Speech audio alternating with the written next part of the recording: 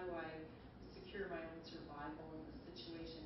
And yet, we're fortunate to know and work with many impressive tenants and anti-poverty leaders in the community who have the direct lived experience.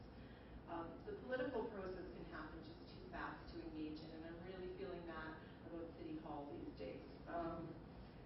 Nonprofits can have challenges in terms of being fearful that their funding may be at risk if they engage in work that's considered to be too political. And the work itself is a long-term struggle, and I'm sure you know what it's like to feel sometimes demoralized. Sometimes the win in a situation is that you stop the very worst thing from happening. Something bad still happened, but not the very worst thing that could happen. So I find that I'm really inspired by the people around me who keep going and keep having the energy to come together to do this work. But there are challenges around it too. And there can be challenges within coalitions that where you might have some breakdown in coalitions, where there can be power struggles, and those are all issues that we struggle with too, to be able to come together to work on those mutual goals that we have. But I think in closing, I'll say I think it's important to celebrate our victories along the way, to recognize and acknowledge and respect the work of people around us, because I really believe that none of us go it alone.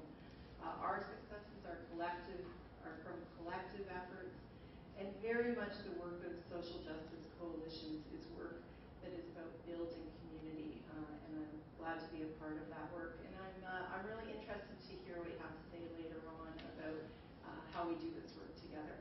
Thanks.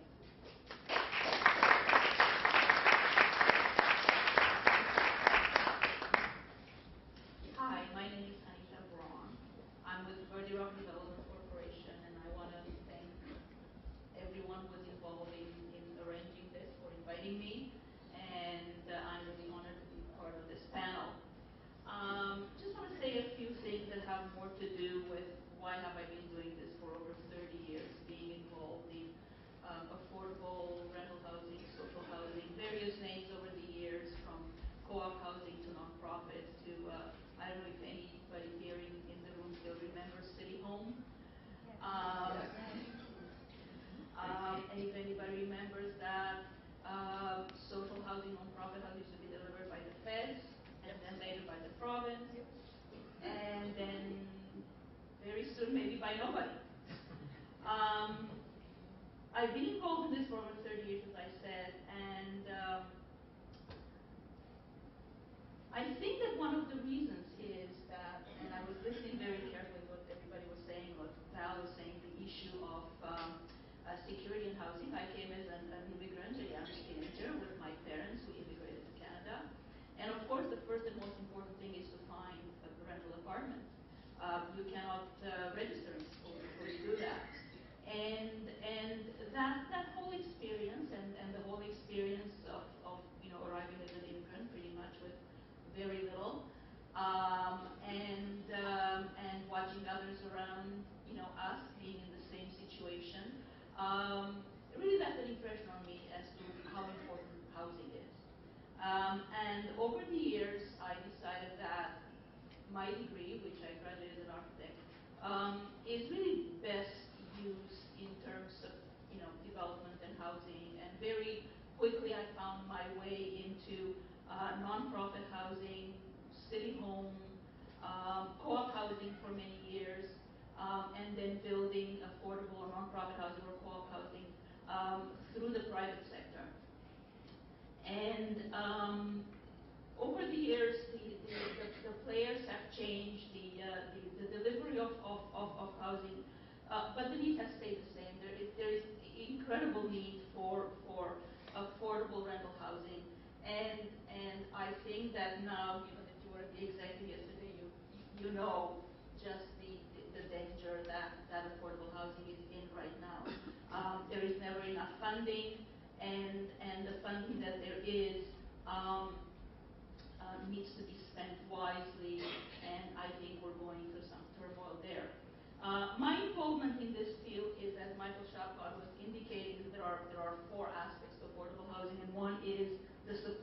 I'm on the supply side. But the supply side really includes everything, because once you supply, it really needs to deal with rent subsidies, with support from agencies, with tenants' needs, and so on. The development of affordable housing and housing in general, but in particular affordable rental housing, in the city of Toronto has never been easy. The whole development process is fraught with barriers and red tape and so on. It can be very, very long. You can end up being opposed, during the rezoning, and end up with the Ontario Municipal Board, which has happened to us. And we have, one project that actually has taken 7 years from concept to completion of move-ins. And you can see how, in a time span like that, the demand and the waiting list are hardly going to be positively impacted. The greatest joy, and I think that's probably the reason that, well, there are many reasons why I stay what I'm doing, given all the frustrations and the changes, is when people actually move in. And just to give you an example, and in the context of the waiting list, as far as Verde Rock is concerned, we've done nonprofit and city housing and social housing of various kinds since the late 70s. I wasn't with them at that time. Then, of course, there was the no man's land between 1995 and 2001 after Harris canceled housing because, of course, nobody needed it. So for 6 years there was nothing, and the need accumulated. And we got re-involved once there was a program that could actually assist in the delivery of affordable housing in 2003. So since 2003, we have been involved in the construction. We've been involved in the concept and development of many more, but it actually was led to fruition, the construction, so that is 8 years. 232 units at 121 Parkway Forest, 190 units at 180 Sudbury, and now we are building 179 units at Ossington and Queen. I don't know what they add up to, but that is 8 years of work, and very hard work. And thank you.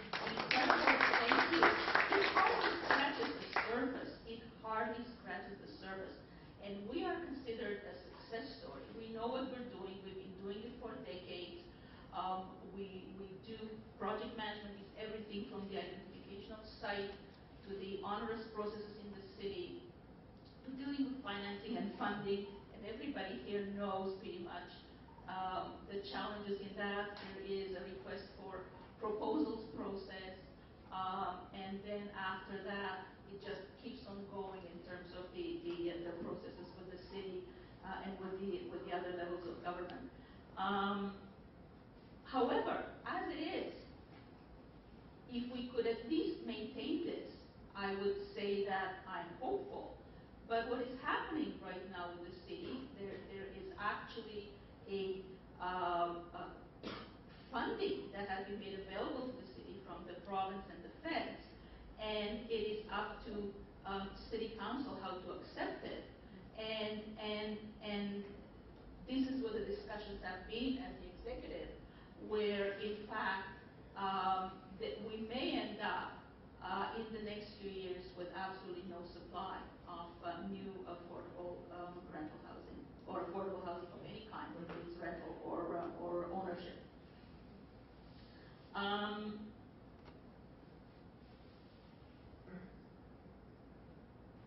I'm sure that I can probably go on for a long time because I can, but I shouldn't.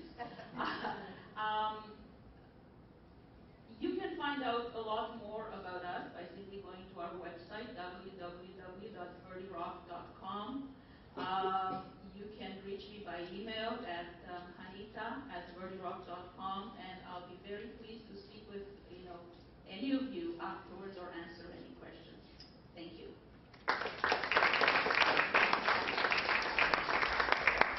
What, 44,000 households? 70. Oh, over 70. Numbers are never my strong suit. So there's one fantastic number.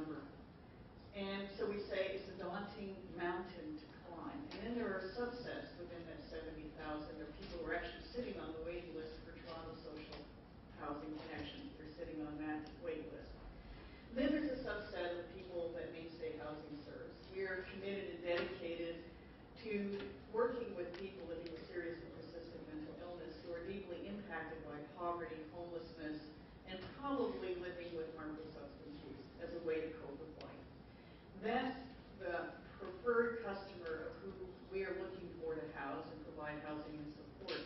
So that's what I'm going to say in terms of the current, but I want to go back to really build on what Beth was saying about committed individuals. My organization, Mainstay Housing, in its previous name, like Prince, we were known as the Supportive Housing Coalition of Metropolitan Toronto. That gives you an indication that we're old, 30 years old. And when we started out, there was no such thing as supportive housing. We actually created the concept. And when we started out, there was something called Metropolitan Toronto. That's long gone, amalgamation. But when we started out as a social movement. And I look around the room and I'm saying, there's a lot of ingredients here for that social movement. Because the social movement that we were rooted in were people who felt passionately about the unregulated rooming houses and the fact that individuals living there had no rights under Residential Tenancy Act. And there was another group that were concerned about the boarding houses, places of absolute squalor and imprisonment where people who were released from psychiatric hospitals with no money, no support, ended up in really unscrupulous boarding homes where their check was taken and they were basically medicated to death, living in unsafe circumstances. And then there was another group trying to work on zoning and trying to advocate for housing. And they were made up of individuals, faith-based individuals, people working in the field, and people who self-identified as psychiatric survivors. There was that social movement who came together and overcame their differences and their passion about housing allowance, the right of people who are currently housed to get their share of the pie, the advocates pushing for new construction, those who want more rent supplements. Everybody has their piece of the pie, but at some point you got to come together and figure out how to create the one story. And it's the one story that will make social change. And then the other ingredient was relentless networking and social mapping of who do you know. Because it is who you know as people in the community that is going to get you to the back doors to get social change. You got to go to the front door with all the great evidence of the Wellesley Institute. You got to go to the front door with all the great coalitions, but you have to find the back doors. And what made the backdoor difference for Mainstay Housing, formerly known of, was that somebody knew somebody who knew somebody who knew Larry Grossman, who was a minister of health. And all it took was to take Larry Grossman being led on a one-on-one tour by someone who self-identified as a psychiatric survivor, a personal after-hours tour of the boarding homes that were unregulated and the rooming houses. The next day, Larry Grossman changed government policy. Because until that moment, the Ministry of Health said, we only deal with hospitals and doctors. If you're in the community, you're on your own. He said, forget about that. If you're in the community and you're a client of the mental health system, you still belong to us. And the turnaround was, it forced a social movement that was my organization to hurry up and get incorporated and start getting about the business of implementing a blueprint for supportive housing. And 30 years later, we own 20% of 4,400 units of mental health supportive housing in Toronto. We have the greatest number of self-contained units. Every single one of them are affordable. And we built our credibility, and we now have 64 wonderful, glorious rent supplement units that we can go into the marketplace and rent on behalf of people who are highly disadvantaged by mental illness, harmful substance use, and the perfect storm of poverty. And they're accessing housing. We have basically